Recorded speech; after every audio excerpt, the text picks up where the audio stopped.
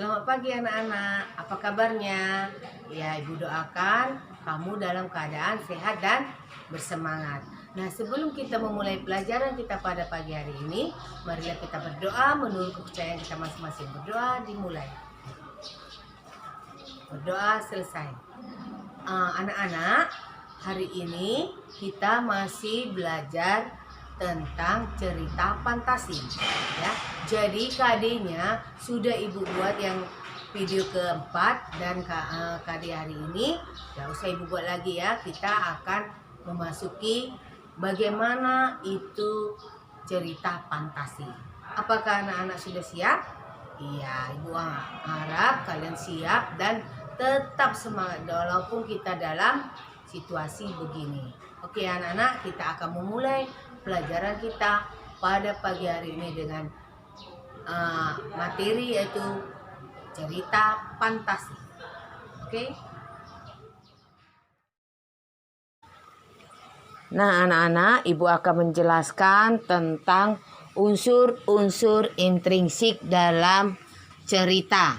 Unsur intrinsik terbagi menjadi 6, yaitu tema, 2 alur, 3 tokoh, 4 penokohan, 5 latar, 6 sudut pandang, dan amanat. Unsur intrinsik adalah unsur yang membangun suatu karya di dalam karya sastra itu sendiri ya. Jadi untuk membuat suatu cerita kita harus tahu dulu unsur-unsur intrinsik. Nah, Ibu jelaskan di sini unsur-unsur intrinsik. Pertama yaitu tema. Nah, tema adalah ide yang paling mendasar yang menjadi acuan untuk mengembangkan suatu cerita. Artinya, kita sebelum membuat karangan, kita tahu dulu temanya. Apa yang akan kalian ceritakan ya. Nah, itu yang namanya tema. Yang kedua yaitu alur. Artinya jalan cerita. Nah, alur ya yaitu peristiwa yang terjadi. Ya, biasanya alur itu terbagi menjadi 3 bagian, yaitu alur maju, alur mundur, dan alur campuran. Ya, kita hanya membahas tentang alur saja. Jadi, yang dimaksud dengan alur adalah jalan atau alur cerita yang berupa peristiwa-peristiwa yang tersusun dan saling berkaitan satu sama yang lain. Sedangkan yang dinamakan tokoh dan penokohan yaitu karakter dari pemeran atau pelaku di dalam suatu cerita. Artinya tokoh itu siapa yang bermain di dalam cerita itu ya. Kita ambil misalnya contohnya cerita si maling kundang ya, atau Kancil dan Buaya. Mana tokohnya? Yaitu Kancil dan si buaya ya. Nah, itu yang dinamakan tokoh. Sedangkan latar adalah tempat suatu cerita atau waktu serta suasana yang menjadi latar belakang suatu cerita. Misalnya biasanya cerita fantasi ini nih menceritakan masa lalu. Berarti dianya waktunya masa lalu. Tempatnya di mana? Di hutan misalnya, di sekolah, dan di mana saja ya. Ya naknya itu yang namanya latar. Sudut pandang yaitu posisi pengarang dalam membawa suatu cerita. Misalnya sudut pandang itu ada berapa? Ada 3, sudut pandang orang pertama, orang kedua, dan orang ketiga.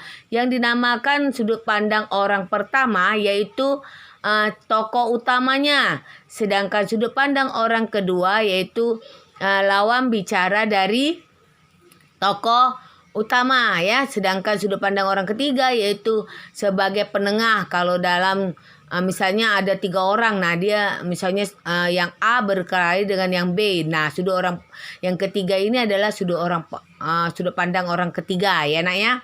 Sedangkan yang dinamakan amanat yaitu pesan yang diinginkan atau disampaikan oleh pengarang dalam suatu cerita. Misalnya Ya, kita mendengar cerita tentang si kancil dan buaya. Apa pesan yang disampaikan situ? Bagaimana sifatnya si kancil? Bagaimana sifatnya si buaya? Ya, biasanya kita tidak boleh mengikuti sifatnya si kancil ini karena dia cerdik. Si buaya bagaimana? Yaitu memiliki sifat yang kurang, artinya bodoh ya, mau dia dibohong-bohongi oleh si kancil ya. Nah, itu yang dinamakan amanat, artinya pesan yang sampaikan bahwa kita tidak boleh mengikuti sifatnya si kancil ataupun si buaya. Nah, dalam kehidupan apa yang kita ambil yaitu kita harus selalu jujur dalam dalam pergaulan, dalam apapun juga ya nak ya. Nah, itu yang dinamakan unsur-unsur intrinsik ya. Bagaimana? Apa kamu sudah paham tentang materi kita hari ini? Iya, Ibu harap kamu semua paham apa yang telah disampaikan guru-gurumu dalam video pembelajaran ini. Ya, nah nanti ada tugas kamu kerjakan itu dan kumpulkan tepat pada waktunya. Jangan ditunda-tunda lagi.